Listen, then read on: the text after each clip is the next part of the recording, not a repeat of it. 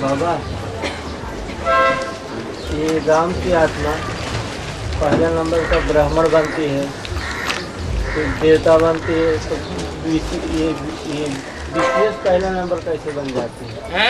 पहले नंबर में बीसीएस और शूद्र पहले नंबर में कैसे कहेंगे? नरक की दुनिया मेरी है तो स्वर्ग की दुनिया भी मेरी है। ये किसके लिए बोला? मुरली में जो वाक्य आया है, स्वर्ग की दुनिया मेरी है तो नरक की दुनिया मेरी नहीं है क्या? हाँ, बाप के लिए, बाप के लिए। बाप में सारी दुनिया का बीज समाया हुआ है। वो देवताओं का ही बाप नहीं है, उसका बाप है, असुरों का भी बाप है। तो बाबा, कहने का मतलब मेरा ये है कि जैसे इब्राहिम की आत्मा जो है वो पहला ये विकार में जाती है, तो वो विविचार में ले जाती है। क्या विविचार में जाना ज्यादा खराब है या सिर्फ विकार में जाना ज्यादा खराब है? विविचार में जाना वो रावण राज्य लाता है। अनेकों की मत पर चलना ये रावण राज्य बनाता है।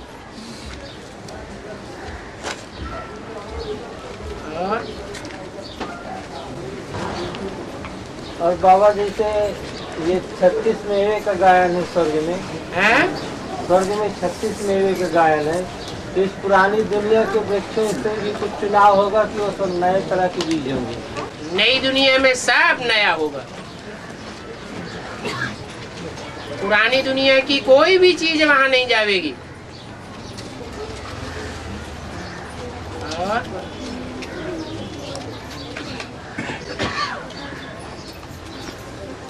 और एक प्रश्न और है बाबा, ये जो मनुष्य जैसे जानवर है, जानवरों में तो विवेक शक्ति बहुत कम है, सोचने विचारने की शक्ति, तो मनुष्य इनके साथ जो ज्यादा अत्याचार कर रहा है, तो वो जानवरों की आत्मा मतलब किस हिसाब से इनका हिसाब किताब पूरा करेगी?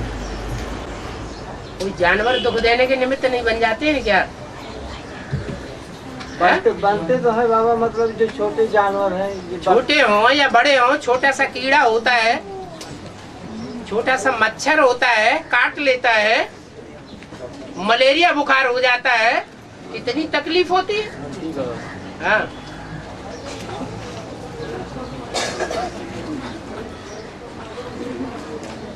इसलिए जैन धर्म में कहते हैं अहिंसा परमो धर्म। जीव जंतुओं की भी हत्या नहीं करनी है, उनमें भी आत्मा है। आत्मा है कि नहीं? आत्मा तो उनमें भी है, और वो है आत्माओं का बाप। और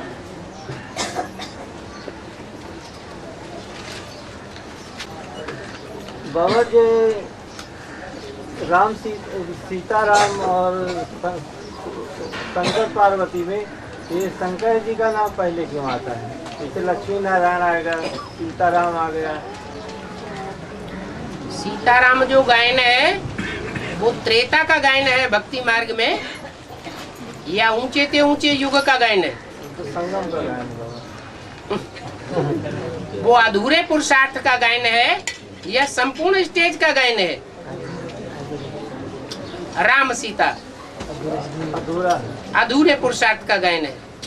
अधूरे पुरुषार्थ की प्रारब्ध भी सतयुग में मिलती है या त्रेता में मिलती है?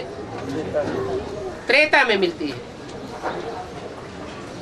जो संपन्न पुरुषार्थ है राम वाली आत्मा का, उस संपन्न पुरुषार्थ से सुप्रीम सोल प्रत्यक्ष होता है, तो उसे भगवान कहा जाता है।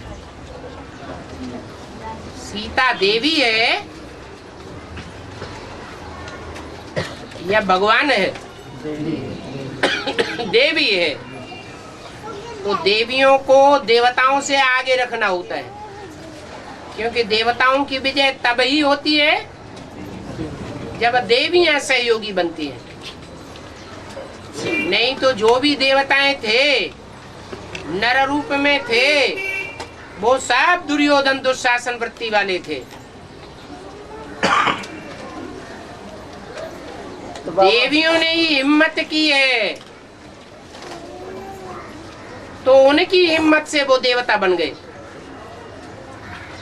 इसलिए शंकर का नाम पहले, क्योंकि उसमें बाप भगवान प्रवेश है।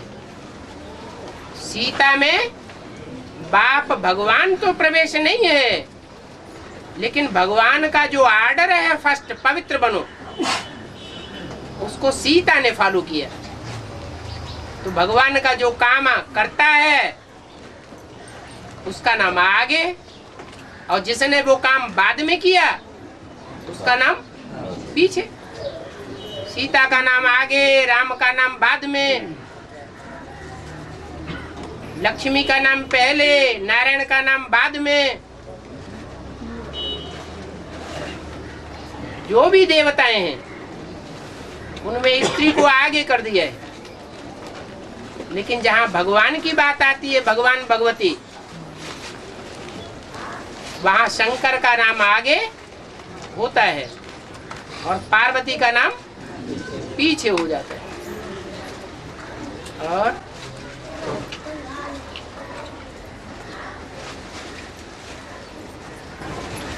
वो कई बार गौरी शंकर है ना, गौरी शंकर, हाँ उसमें गौरी का नाम पहले है। हाँ, वो है ही गौरी। जो गौरी है वो गौरी नाम पहले क्यों पड़ा? जहाँ गोरे और काले बनने की बात आती है तो कौन है पहले?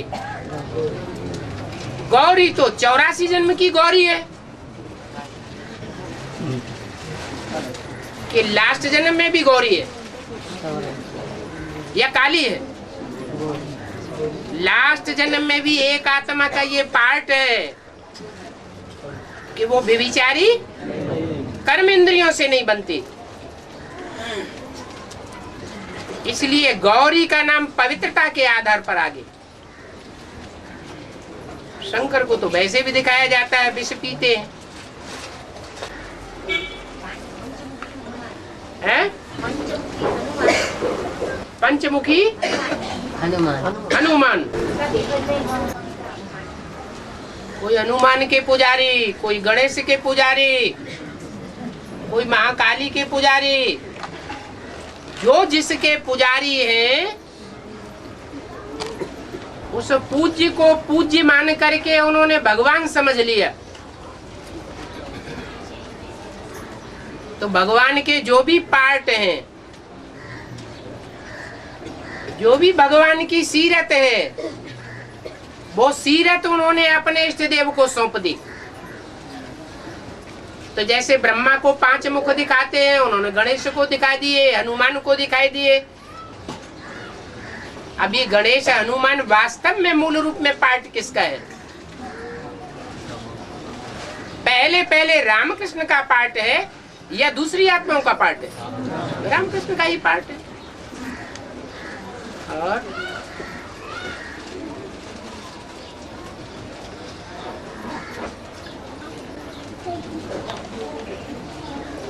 बाबा ये जो विनाश का टाइम दशहरे है, में, एक मिनट। हाँ, इस बार दशहरे में बस स्टॉप के वहाँ रावण के ऊपर ऐसे पर्वत जैसा बनाया था और उसके ऊपर शंकर की स्टेचू लगाया हुआ था, शंकर भगवान का। उसका क्या मीनिंग है? जैसे शंकर को उसने उठा लिया है। रावण जो है वो पहाड़ को उठाए लेता है। हनुमान को भी क्या दिखाया है? पहाड़ को उठाया। हनुमान कहो या रावण कहो, ये सतो प्रधान भक्ति की बात है या तमो प्रधान भक्ति की बात है? जब तमो प्रधान भक्ति होती है तो गणेश हनुमान की पूजा होती है। और रावण को भी जलाना शुरू होता है द्वापर युग से। जब रावण बहुत दुख देता है तो उसका पुतला बना करके जलाते हैं।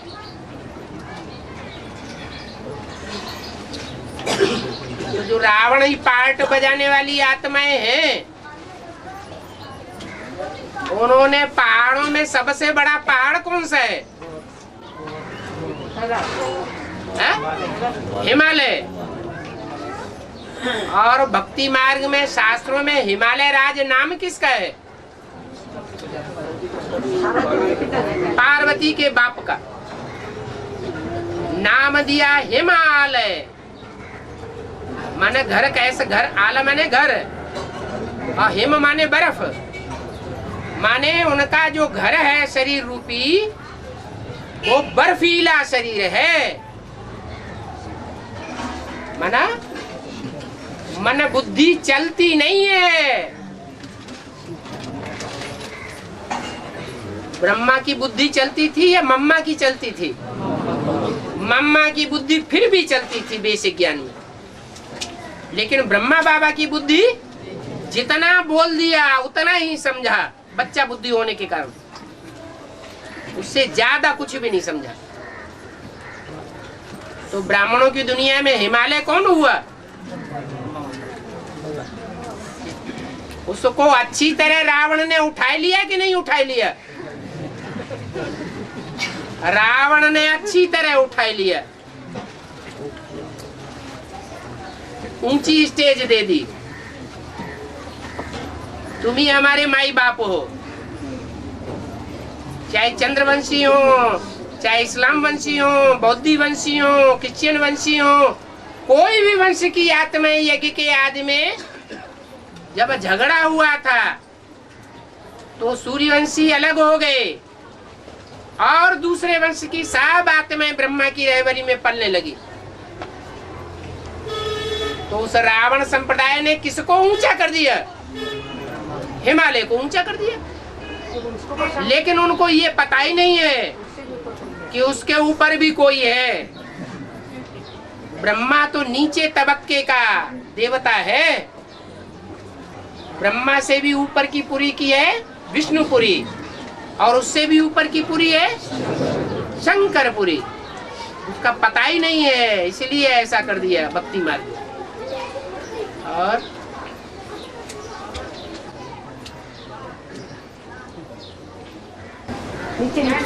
बोलो। ब्रह्मचारी, वानप्रस्थी और सन्यासी, ये तीनों में समानता क्या है और फर्क क्या है? ब्रह्मचारी भी सन्यासी होते हैं, उनको पक्का सन्यासी कहेंगे। जो घर गृहस्थ बना करके सन्यास करते हैं वो कच्चे सन्यासी हैं। जैसे भीष्म पितामह, कैसे सन्यासी कहेंगे? पक्के या कच्चे? हैं? कच्चे सन्यासी भीष्म पितामह। भीष्म पितामह पक्के सन्यासी। तो सन्यासियों में और ब्रह्मचारियों में ये अंतर है। और वानप्रस्थी, वानप्रस्थी माना पूरा ही गृहस्थ जीवन बिताए लिया, और जब इंद्रियां ठंडी होने का टाइम आया तो मजबूरी से वानप्रस्थ ले लिया। तो थर्ड क्लास सन्यासी हुए या फर्स्ट क्लास और सेकंड क्लास हुए? थर्ड क्लास हुए। और बाबा ये विनाश के पीरियड में जो धर्म पिता हाथ तो उठाओ। हाँ, विनाश के पीरियड में बाबा जो धर्म पिता अपने अपने धर्मखंड में प्रत्यक्ष होंगे जाकर के, तो विनाश हो जाने के बाद इतना दूरी से वो अपने देश में कैसे वापस आएंगे? उनको वापस आने की धर्म पिताओं को क्या जरूरत है? वो तो आते ही है परम धाम से। द्वापर और कलयुग में वो स्वर्ग में आवेंगे क्या? नहीं बाबा, जो मतलब बीज रूप है, बीज रूप आत्माएं, जो बीज रूप आत्माएं हैं वो बाप के 84 जन्म लेने वाले बच्चे हैं या कम जन्म लेने वाले बच्चे हैं? 84 जन्म लेने वालों को देव आत्मा कहा जाता है या आसुरी आत्मा कहा जाता है? वो बाप के डायरेक्ट बच्चे हैं। इसलिए कोई भी विनाशी खंड में हो, चतुर्थ विश्व युद्ध जब होगा और सारी पृथ्वी बर्फ से आच्छादित होगी और दूसरे धर्म में कन्वर्ट होने वाली आत्माएं जो बाप की ग्लानि के निमित्त बनती हैं, संगम युग में भी वैसी ही शूटिंग करती हैं। इस कारण उनको सदगुरु निंदक ठौर न पावे। भारत में उनको उस समय जगह नहीं मिलती। उसने विनाशी खंडों में जाकर के सेवा करेंगी। परंतु बाप ने इसका हल बताया है। याद है किसी को? है? नहीं याद है? हैं? नहीं, बताया है कि आगे चल के बाबा हेलीकॉप्टर भी लेंगे और हेलीकॉप्टर दुनिया के हर हिस्से में पहुंच सकता है या नहीं पहुंच सकता?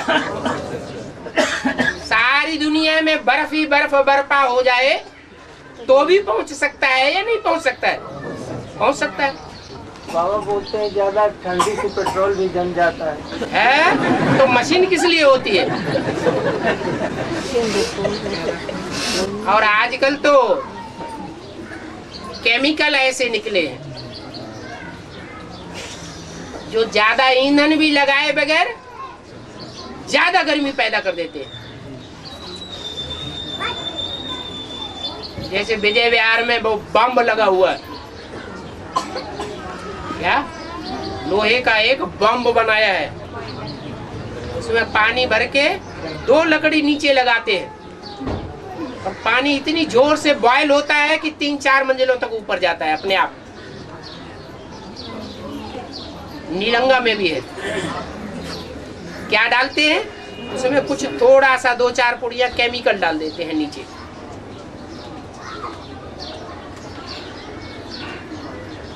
ये कोई बात नहीं है कि बर्फ जमेगी तो पेट्रोल से ही सारे काम थोड़े ही होते हैं। सौर ऊर्जा से काम नहीं होते क्या? और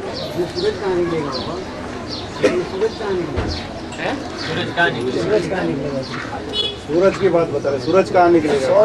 सूरज निकलेगा ही नहीं। अरे सूरज भी कभी खत्म होता है क्या? सूरज ही खत्म हो जाएगा तो सूर्यवंशी भी खलास हो जाएंगे, फिर दुनिया कहाँ से आएगी? नहीं। बाबा बाबा ब्रह्मा को पक्का सन्यासी बताया है? ब्रह्मा को ब्रह्मचारी मतलब पक्का सन्यासी। वो सन्यासी नहीं, उनमें तो शिव बाबा ने प्रवेश किया। उनके सन्यास की बात ही नहीं है। वो अपने आप सन्यासी हुए क्या? कि उनमें सुप्रीम सोल ने प्रवेश किया तब सन्यासी हुए। अरे वो अकेले भागे थे। जब भागे थे तो किसने उनको ताकत दी? और बाबा आज की मुरली में बोला कि 2500 साल के पाप कर्म 50 साल की याद में भस्म होते हैं जी। तो 50 साल 76 से पकड़े, 88 से पकड़े या 68 से? बाप की याद कब से शुरू होती है एक्यूरेट? 76। तो 76 में 50 जोड़ेंगे तो कितने आवेंगे? अरे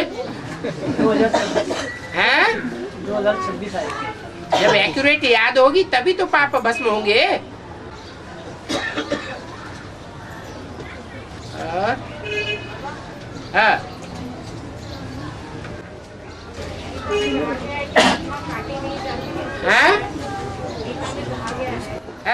आत्मा काटी नहीं जाती, जलाई नहीं जाती, पानी में डुबोई नहीं जाती, तो क्या सूरज के ऊपर भी आत्माएं रहती हैं?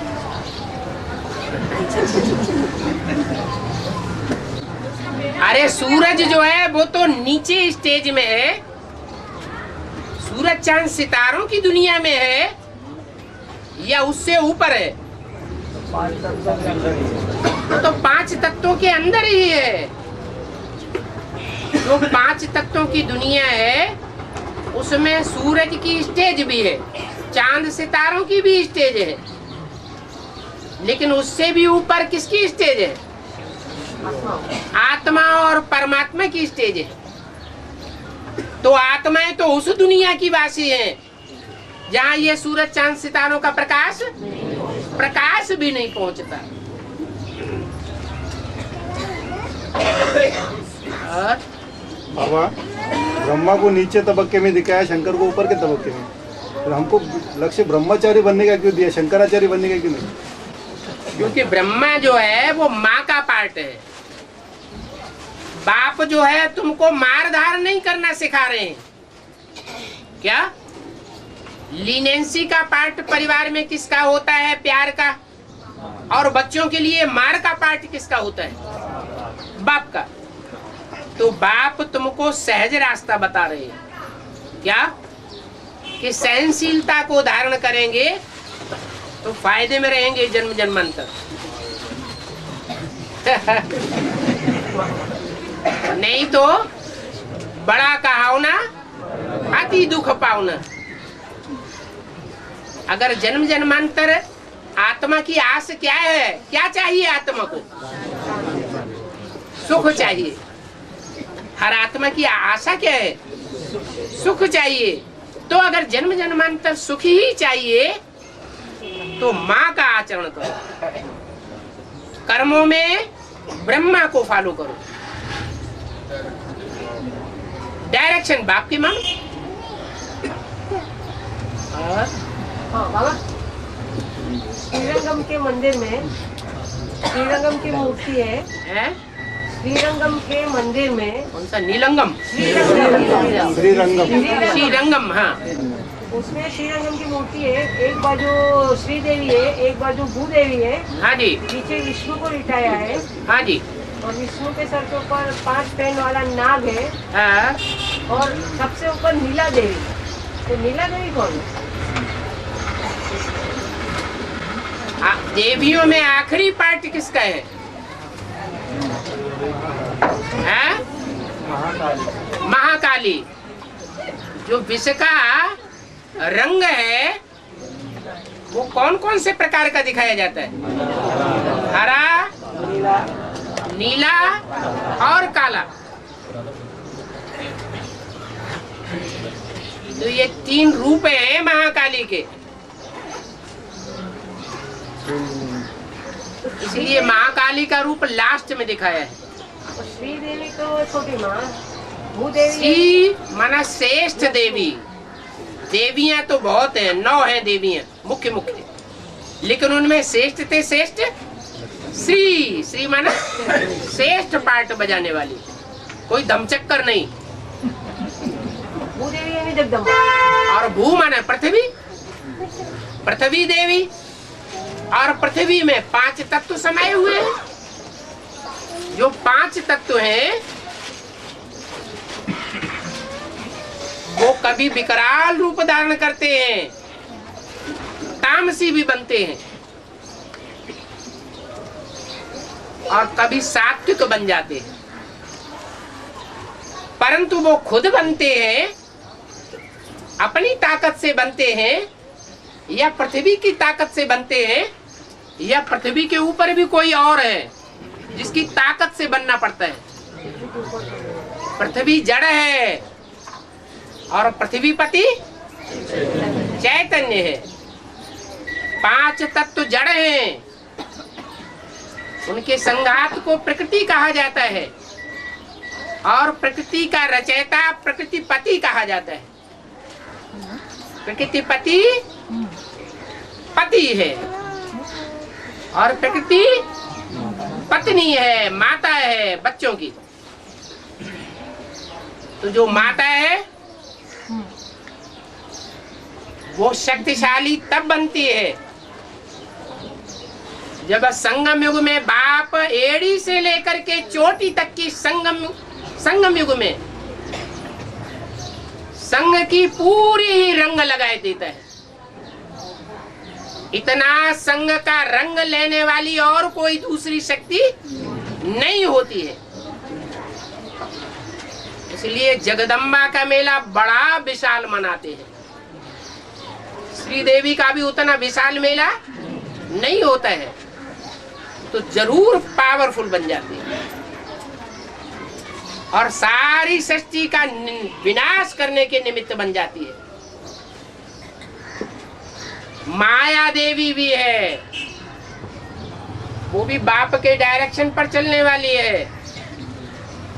बाप का खास डायरेक्शन है माया देवी को, माया बेटी को। क्या बच्चे जो श्रीमत पर नहीं चलते हैं, तुमको माया बहुत फटकावेगी। ये माया को डायरेक्शन मिला हुआ है, लेकिन माया इतनी सर्वशक्तिवान बाप के समान होते हुए भी ब्राह्मण बच्चों का आज तक कुछ भी नहीं बिगाड़ सकी। क्या ब्राह्मण बच्चों को सबको धराशायी कर दिया या पुरुषार्थ में लगे हुए? अभी भी पुरुषार्थ में लगे हुए। माया के लिए बोला गया कि माया थक चुकी है, लेकिन बच्चे पुरुषार्थ में अभी भी थके नहीं हैं, क्योंकि बाप की ताकत मिल रही है। लेकिन मरता क्या न करता। कोई मरने लगता है, लड़ाई लड़ते लड़ते मरने लगे तो कुछ भी करेगा।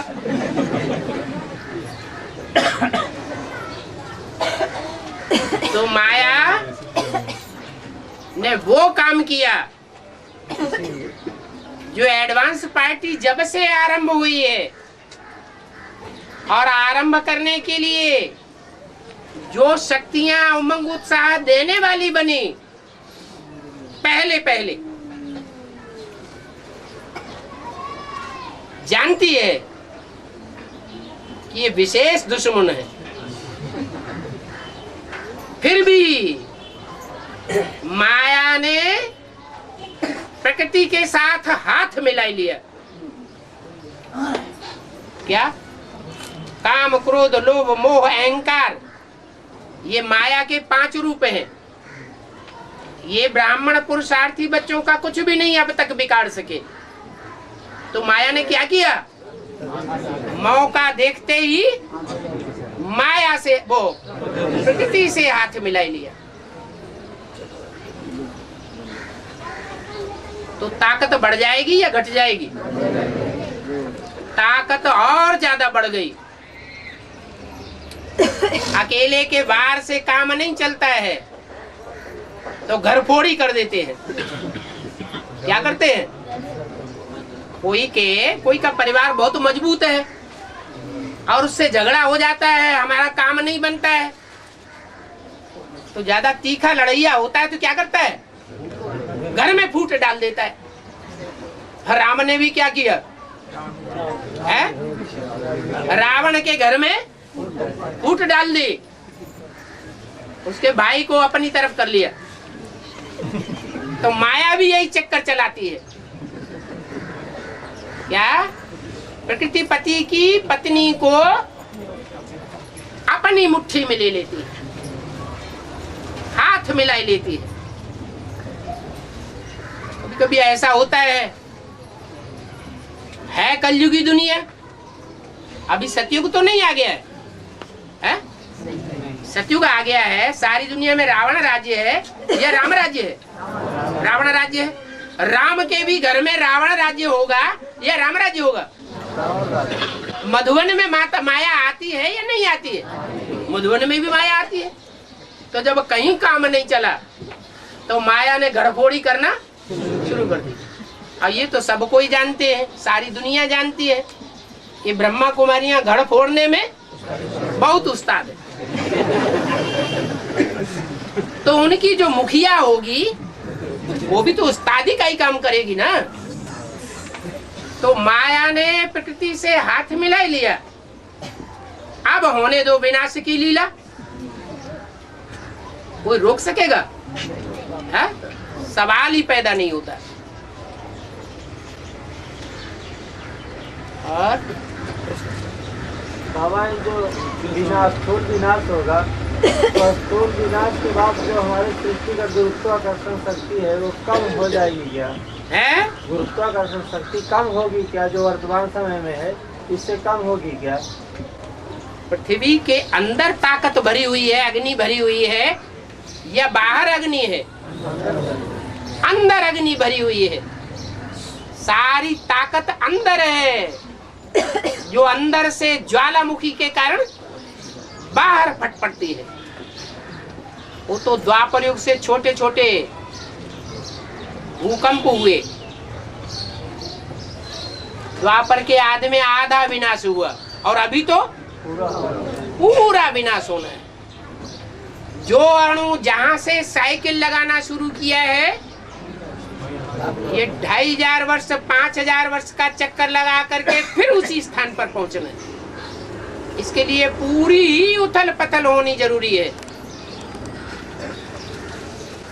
तो बाबा नई दुनिया आ जाएगी तो क्या हरदम दिन ही बना रह जाएगा क्या? मैं सुना तो नहीं कैसे में। जब उत्तरी ध्रुव नॉर्थ पोल और साउथ पोल में पृथ्वी में ऐसा स्थान है जहाँ 6 महीने दिन रह सकता है, तो आधा कल्प दिन नहीं रह सकता। हाँ, रह सकता है। ऐसे ही होगा। हैं? दिन ही दिन रहेगा। दिन अच्छा होता है खराब होता है? सुख भोगते हैं तो दिन में भोगते हैं या रात में भोगते हैं? रात में तो आत्मा सो जाती है, दिन में ही सुख भोगा जाता है। आत्मा चैतन्य है तो सुख भोगती है, जड़वत हो गई तो सुख भोगना बंद।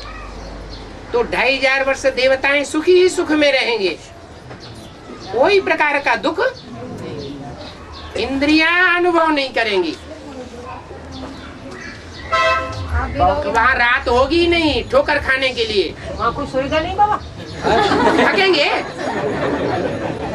वहाँ, थकेंगे मालूम नहीं। यहाँ थकते हैं, तो जो यहाँ थकते हैं तो नींद भी होती है। अगर नींद आना यहाँ बंद हो जाए तो लोगों का क्या हाल होगा? सारे ही हॉस्पिटलाइज हो जाएंगे। बाबा आप भी रहोगे ना हमारे साथ? हाँ जी, आप भी रहोगे ना? अगर हमको देवात्माओं की लिस्ट में रखेंगे तो जरूर रहेंगे।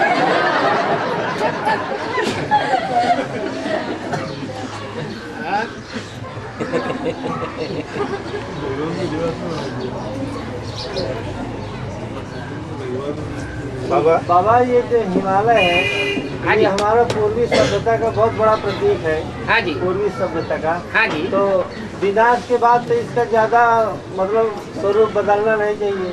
हाँ, पेपर में बाबा आया था कि जैसे इसका अभी क्षेत्रफल 5 लाख वर्ग किलोमीटर है, हाँ, तो ये करीब 15-20 साल में 1 ही लाख वर्ग किलोमीटर बचेगा। हाँ। तो क्या विनाश के बाद इसका स्वरूप ज्यादा मतलब ढह जाएगा क्या हिमालय? दुनिया का एक एक अणु, दुनिया की एक एक चैतन्य आत्मा अथवा जड़ अणु जहां से साइकिल लगाना शुरू किया है वहीं पहुंचेगा। तो उस दुनिया की कोई चीज नई दुनिया में रह जाएगी या सब कुछ तब्दील होना है? सब चेंज हो जाएगा। ये पहाड़ कैसे बने हैं? पहाड़ों की हिस्ट्री क्या है नहीं मालूम? क्या है? ज्वालामुखी फटते हैं और पृथ्वी के अंदर का पिघला हुआ लावा बाहर फूट पड़ता है। कोई लंबे समय तक फूटता रहता है और कोई थोड़े समय फूटता है। तो ज्यादा ऊंचा पहाड़ कब बनता है? लंबे समय तक जो लावा फूटता रहता है ज्वालामुखी से, वो बहुत ऊंचा पहाड़ बन जाता है। तो हिमालय कभी तो हिमालय बना कि नहीं बना?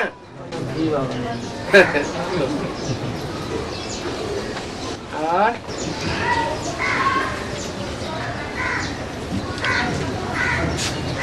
बाबा तो 84 जन्म लेते हैं उनमें हिल्स और प्रवेश नहीं करते। 84 जन्म लेते हैं सन्यासी 84 जन्म लेते हैं। जो 84 जन्म लेने वाले हैं, पक्के 84 जन्म या कच्चे 84 जन्म? पक्के किन्हें कहेंगे और कच्चे किन्हें कहेंगे? पक्के उन्हें कहेंगे जिनकी यादगार में रुद्र यज्ञ रचते हैं। और रुद्र यज्ञ में कितने सालिग्राम बनाते हैं? 1 लाख सालिग्राम बनाते हैं। वो पक्की आत्माएं हैं। इस रुद्र यज्ञ की अविनाशी आत्माएं हैं, जो अविनाशी पार्ट बजाने वाली है। संगम युग से ही उनका जीवन शुरू होता है।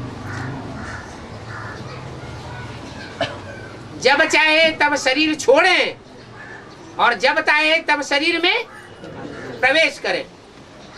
शरीर अलग दिखाई पड़े और आत्मा अलग दिखाई पड़े। दूसरों में जब चाहे प्रवेश करें और प्रवेश करके उनकी बुद्धि को घुमाएं और घुमाने के बाद अपने शरीर में वापस आ जाएं। इतनी शक्तिशाली आत्मिक स्थिति वाली आत्माएं होती हैं, पक्के 84 जन्म लेने वाली। वो विधर्मियों के तोड़ने से, फुसलाने से, फुसलावे में नहीं आती, अपने धर्म की पक्की होती है। तो यहां भी जो विनाश की विभीषिका है, उनके 84 जन्मों में से कम नहीं कर सकती। अगर कम कर दे तो राधा कृष्ण की कैटेगरी की हो जाएंगी। माना छिलके वाली ऐसी आत्माएं हो जाएंगी जिनका छिलका विधर्मियों का छिलका बन जाता है। तो बीज रूप आत्माओं में भी सब एक जैसी नहीं है, भले 84 जन्म लेने वाली है। रामकृष्ण की आत्माएं और उनसे जो संगी साथी आत्माएं होंगी वो भी 84 जन्म लेती है, परंतु वो चंद्रवंश की पक्की है।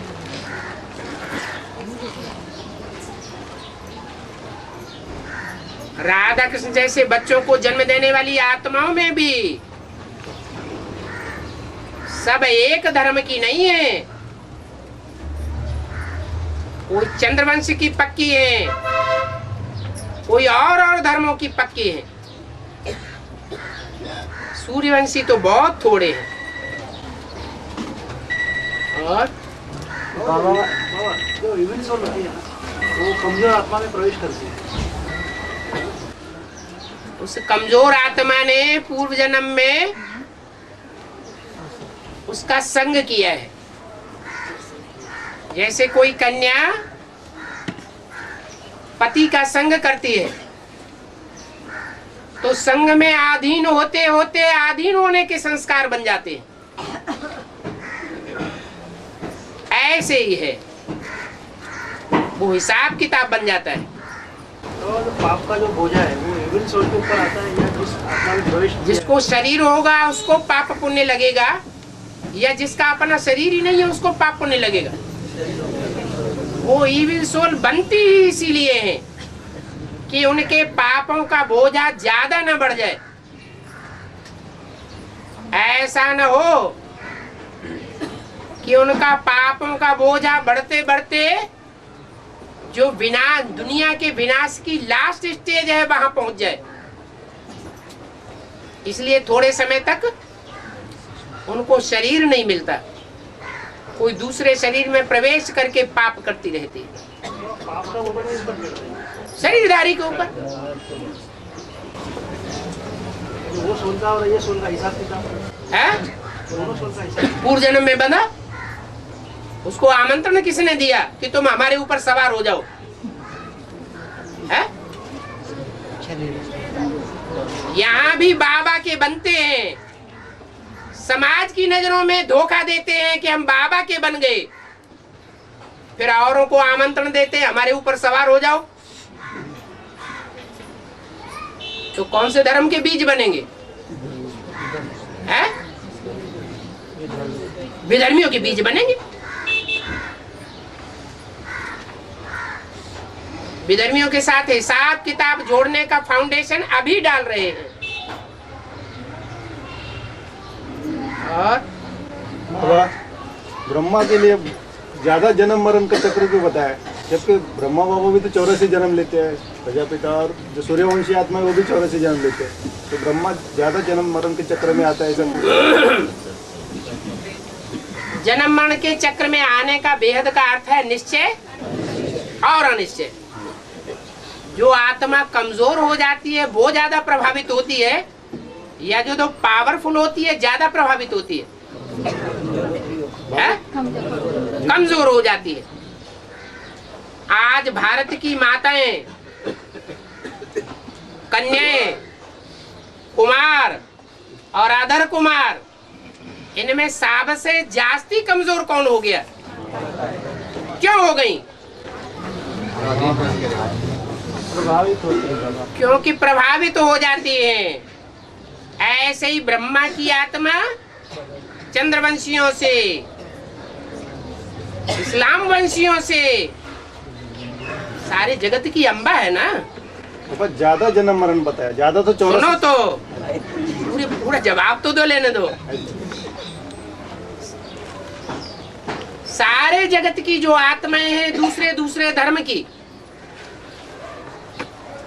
उनसे प्रभावित होने वाली आत्मा है। जैसे परिवार में माताएं मोह के कारण, चाहे छोटा बच्चा हो चाहे बड़ा बच्चा हो, उसके मोह में बंध जाती है तो प्रभावित होती रहती है। ऐसे ही ब्रह्मा की सोल यज्ञ के आदि से ही अनेकानेक धर्म के बच्चों से प्रभावित होती रही और कमजोर होती रही। अगर उस पहली माता का उद्धार हो जाए, वो प्रभाव से परे हो जाए, तो भारत की सब माताएं प्रभाव से परे हो जाएंगी या नहीं? हैं? हो जाएंगी। इसलिए माता की आदत होती है मोह के कारण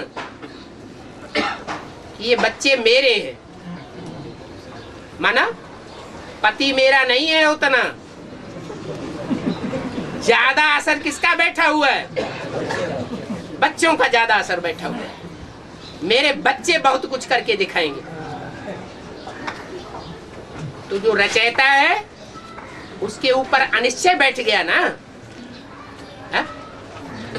जब रचयिता बाप के ऊपर अनिश्चय बैठता है तो उस अनिश्चय बैठने की प्रक्रिया में सबसे ज्यादा आगे कौन जाती है? कन्याएं, माताएं, कुमार या अधर कुमार? माताएं जाती हैं। तो प्रभाव से प्रभावित होने के कारण आत्मा ज्यादा कमजोर बन गई। नहीं तो साधारण ज्ञान के पॉइंट एडवांस पार्टी में सभी बच्चों की समझ में आ रहे हैं कि गीता का भगवान कौन? दादा लेखराज गीता का साकार भगवान नहीं है।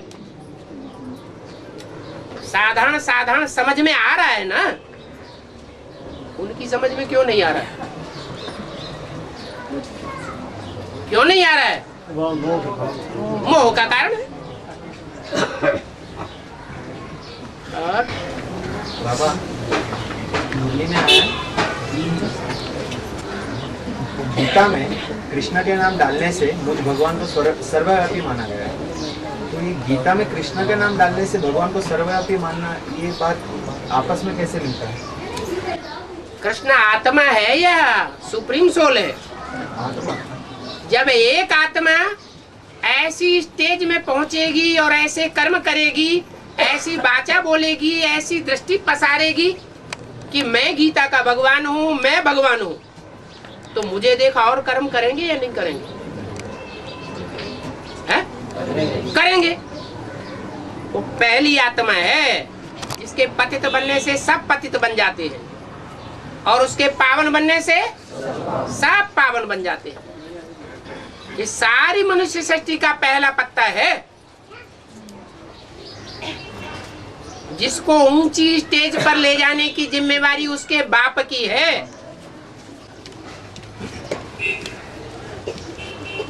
और बाबा ये जो लक्ष्मी नारायण का चित्र है, इसमें समझाया गया था कि राधे कृष्ण जो है उनके बच्चे हैं, लेकिन बाबा यहाँ जो कृष्ण के पैर टेढ़े दिखाए गए हैं। एक मुरली में बताया है कि इसका जवाब दूसरा दिया है, संगम युगी कृष्ण की बात हो, तो उसको वही हिसाब लागू होता है क्या चित्र में? संगमयुगी कृष्ण जो है वो जीवन में डांस करता हुआ होगा, खुशी की डांस करेगा या रोता हुआ होगा? डांस करेगा। तो डांस करते समय पांव और हाथ टेढ़े मेढ़े नहीं किए जाते हैं क्या? नहीं बाबा, समझने वाले समझेंगे ये तो डांस हो रहा है, जो उस ज्ञान डांस को नहीं समझेंगे वो उल्टा भी समझ सकते हैं। और अरे संगमयुगी जो कृष्ण होगा वो सुखधाम में अपने को महसूस करेगा या दुखधाम में महसूस करेगा? सुखधाम में होगा। और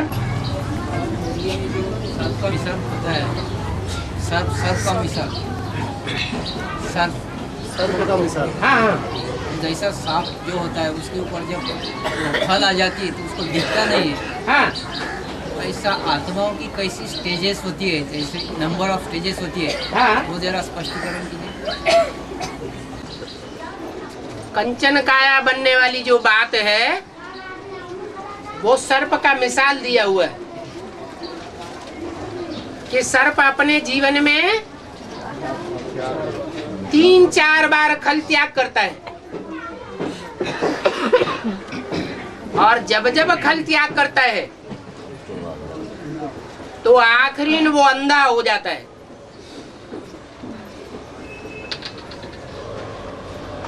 ये बात 4 बार की शूटिंग से कनेक्टेड है क्या? जो भी आत्माएं ज्ञान में आती है वो कितनी अवस्थाओं से गुजरती हैं? पहले सतो प्रधान, फिर सतो सामान्य, फिर रजो और तमो। तो कृष्ण वाली आत्मा भी पहले तो कंचन काया किसकी बने है? किसकी बनेगी? संगमयुगी कृष्ण की। तो जो संगमयुगी कृष्ण है वो अपने को पहले सतो प्रधान बना देगा या बच्चों को पहले सतो प्रधान बनाएगा? है? खुद बनेगा। बाप पहले आग में से, परिवार में जो आग लगी, घर में आग लगी है, उसमें से निकल के भाग जाएगा कि पहले बच्चों को निकालेगा? पहले तो बच्चों को निकालेगा। बच्चों में मुख्य बच्चा है कृष्ण। तो कृष्ण वाली आत्मा हो, पहला पत्ता हो या इस सृष्टि का लास्ट पत्ता हो, जो जिस्मानी बाप है इस मनुष्य सृष्टि का, वो तो सबका बाप है कि पहले पत्ते का ही बाप है? सबका बाप है। इसलिए जब तक इस सृष्टि का आखिरी पत्ता भी पवित्र आत्मा नहीं बन जाता है तब तक वो नीचे की दुनिया में रहेगा, पतित दुनिया में बच्चों के साथ पार्ट बजाएगा, या पावन बनकर के ऊपर चला जाएगा? पतित दुनिया में ही पार्ट बजाएगा। इसलिए उस आत्मा का ये पार्ट है जो बच्चों का भी पार्ट है, बाप समान बच्चों का। क्या कि जब शूटिंग पीरियड होता है तो उस शूटिंग पीरियड में जानते हुए भी, मानते हुए भी, फिर भी क्या अंतर पड़ता है कि बाप जो है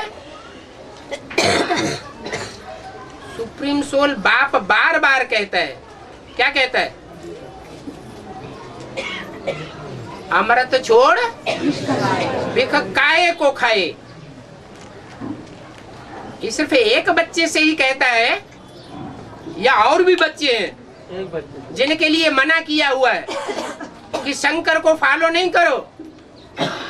अगर शंकर को फॉलो करेंगे तो क्या होगा? नीचे जाएंगे। नीचे गिरेंगे। एक को छोड़ दिया जिसको ऊंचे तबक्के में बैठाया हुआ है, क्योंकि उस एक में तो बाप आता है, क्या विशेषता है? बाप आता है। सुप्रीम सोल प्रवेश करता है, वो सारी जिम्मेवारी उसकी है। तो एक अंधा हो जाए या अंधा करके सारी दुनिया को दिखाए तो वो कोई बड़ी बात नहीं कि काम विकार में अंधा हो गया। अंधा होकर दिखाता है या अंधा है? मुरली में बोला है बाप विदेशी बनकर के आए हैं। विदेशी बनकर के आए हैं या विदेशी हैं व्यभिचारी? बाप विदेशी व्यभिचारी नहीं है, लेकिन बच्चों से मिलना है। सबसे नंबरवार बच्चे मिलेंगे, ये जरूरी है। अगर नहीं मिलेंगे तो परिवर्तन नहीं होगा। जैसे अनेकों का संग का रंग लगा है तो पतित व्यभिचारी बने हैं, ऐसे ही नंबरवार एक का संग का रंग लगेगा तो पावन बनेंगे। इसलिए ये ड्रामाबाजी है क्या कि बाप है तो पुरुषोत्तम, राम वाली आत्मा है, गायन भी है क्या, मर्यादा पुरुषोत्तम राम, लेकिन बुद्धि योग से एकाग्र है। शरीर से उसको वो पार्ट बजाना ही बजाना है अंत तक। इसलिए संगम युग में प्रैक्टिकल पार्ट जो है पुरुषोत्तम का, सीता वाली आत्मा बजाती है। अभी प्रैक्टिकल में बजाए रही है या नहीं बजाए रही है? बजाए रही है। और उसका गायन त्रेता युग का होगा, क्योंकि वो आत्मा जब त्रेता में जन्म लेते लेते पहुंचेगी तो पहले जन्म में पुरुष बनेगी। तो भक्ति मार्ग में जो नाम दिया हुआ है राम, त्रेता में पुरुषोत्तम थे। वास्तव में पुरुषों में उत्तम से उत्तम पाठ बजाने वाली आत्मा त्रेता में होगी या सतयुग के आदि में होगी? तो सतयुग के आदि में होती है। तो ये ड्रामा बना हुआ है कि जो भी सांप के मिसल पाठ बजाने वाली आत्माएं हैं, एक सांप ही ऐसा प्राणी होता है जो विषय वैतरणी नदी हो और तेज धार भी बह रही हो तो वो उस तेज धार को क्रॉस करके ऊपर चढ़ता है। और कोई प्राणी ऐसा नहीं है जो उस विषय वैतरणी की तेज धार में नदी को क्रॉस कर सके। माया मगरमच्छ को भी बाबा बताए थे एक बार आप। क्या? माया मगरमच्छ भी पानी में टेढ़ा चलता है। हाँ। और सांप को बताया था। हाँ। ये दोनों धारा में उल्टा चलते हैं। हाँ जी। तो ये माया मगरमच्छ भी तो है बाबा ना। बाप का पार्ट बताया है अड़भंगा। कैसा पार्ट है? अड़भंगा पार्ट है। और माया भी अड़भंगी है या नहीं है? वो भी अड़भंगी है, समझ में नहीं आता बच्चों को। और महाकाली भी अड़भंगी पार्ट बजाने वाली है। सब कोई समझ नहीं सकता कि महाकाली जो पार्ट बजाती है उसका बुद्धि योग जिसके साथ पार्ट बजाती है अटैचमेंट में आता है या नहीं आता है? आता है बाबा। आता है। नहीं, जिसके साथ नहीं वो तो नहीं आएगा। जैसे शंकर के मस्तक पर चंद्रमा दिखाते हैं, वैसे ही महाकाली के मस्तक पर भी चंद्रमा दिखाते हैं। अभी उमंग उत्साह बढ़ाने वाली आत्मा कौन है महाकाल और महाकाली के अंदर? कृष्ण की आत्मा है, उससे उत्तम कोई आत्मा और है ब्राह्मणों की दुनिया में जिसने श्रेष्ठ पाठ बजाया हो? तो ऐसी श्रेष्ठ आत्मा वो बीज रूप आत्माओं के संसर्ग संपर्क में आकर के निगेटिव और पॉजिटिव दोनों प्रकार का पार्ट बजाती है। और शिव बाबा डायरेक्टर बन करके चला रहा है, देख रहा है। इसलिए विष्णु चतुर्भुज में एक भुजा ऐसी भी है जो कमल फूल के समान पार्ट बजाने वाली है। वो कमल फूल के पास समान पार्ट बजाने वाली आत्मा ओम राधे मम्मा की होगी या लक्ष्मी की होगी या ब्रह्मा की होगी या जगदम्बा की होगी? जगदम्बा ही है जो कमल फूल समान पार्ट बजाने वालों में अव्वल नंबर, क्योंकि ऐसा पार्ट बजाने वालों का जो सरताज है उसने उसका सबसे जास्ती संग का रंग लिया है। और किसने प्रश्न किया था? सांप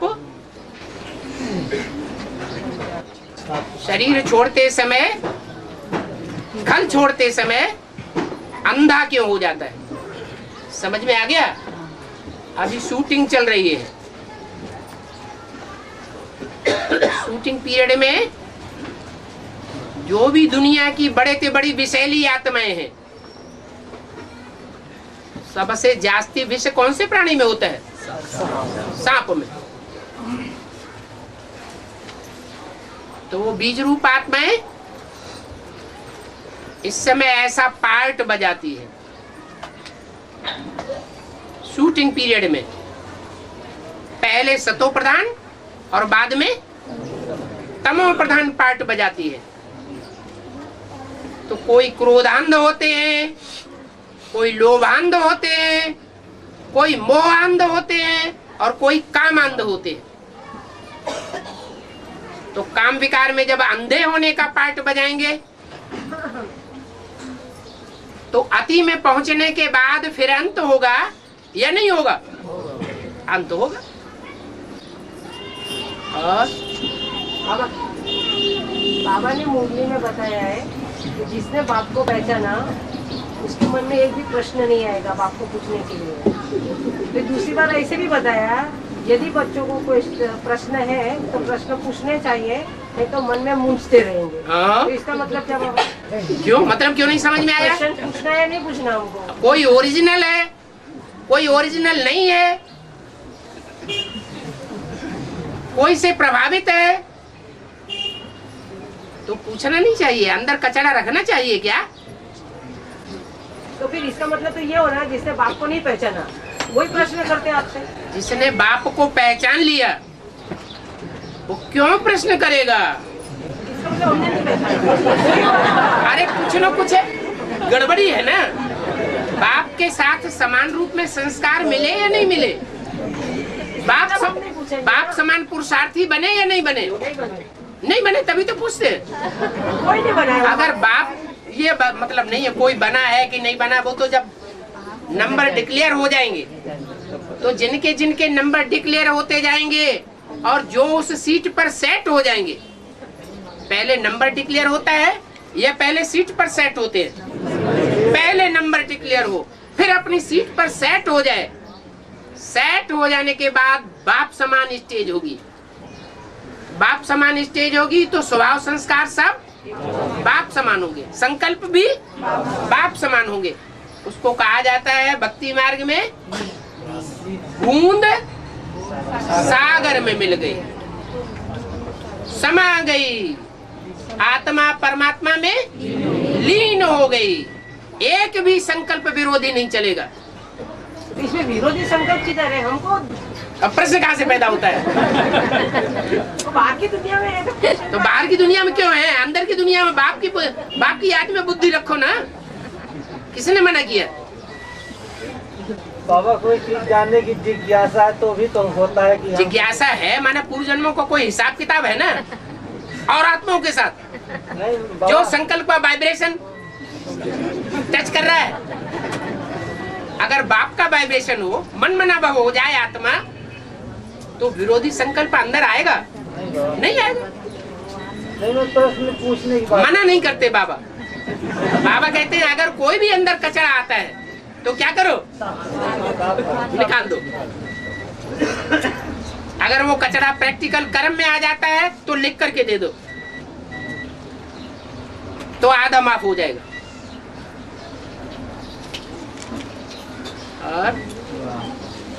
और तो कोई नहीं पूछेगा। एक मिनट, कोई आर्टिफिशियल पार्ट बजाए, अंदर से जानता है कचरा हमारे अंदर आ रहा है, और बाहर से बिल्कुल ना पूछे, दिखाए हम बड़े अच्छे देवता हैं। वो कितने दिन तक चलेगा? ये मधुबन तो है शीशे का महल, इसमें एक एक आत्मा शीशा है। ये जो मकान वो शीशा नहीं है। जो मधुबन का संगठन है, जो चैतन्य ईंटें हैं, वो शीशे के मुआफिक है। हर आत्मा यहाँ शीशे के मुआफिक पार्ट बजा रही है। ज्ञान दर्पण की तरह शीशा है। एक शीशे के सामने अपने को छुपा लिया, दूसरे के सामने छिपा लिया, अच्छा बहुतों के सामने छिपा लिया, कोई तो दिल का मीत होगा।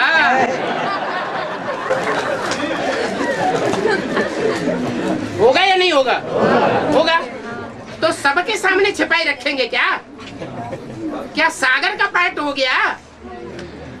सागर एक है और बाकी सब है नदियां और पोखरे। सदैव अंदर नहीं रख सकते। आज नहीं तो कल असली चेहरा बाहर आवे, नकली सूरत छुपी रहे। कितना भी छुपाने की कोशिश करें, ऐसी ऐसी स्थितियां परिस्थितियां आएंगी कि मुख से निकल पड़ेगा, नहीं तो भूत प्रेत आत्मा प्रवेश करके निकाल लेगी।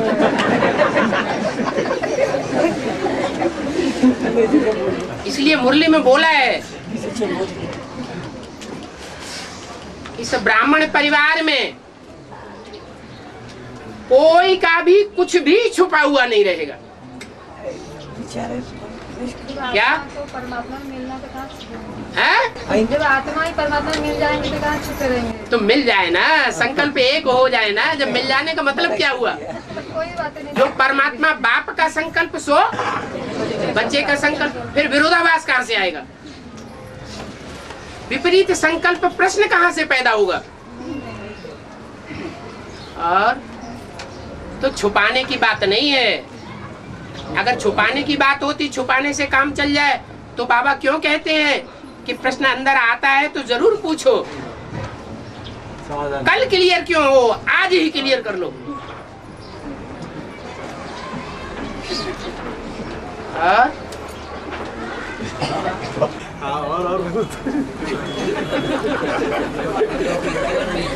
लेने के पहले हो, हाँ, लेने के पहले की बात है। ज्ञान लेने के पहले हाँ जी, हाँ जी। लौकिक जीवन में कल कुछ होना है, माना अंतरात्मा से कुछ ऐसा माना इशारा आता है कि ये बात नहीं करना।